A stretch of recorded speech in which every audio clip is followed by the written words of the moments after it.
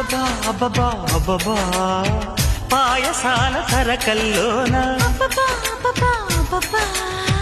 కస్సు బుస్సు మన్న కొద్దీ కౌగిలింతలు యవ్వనాలు దూగుతుంటే ఎన్ని వింతలు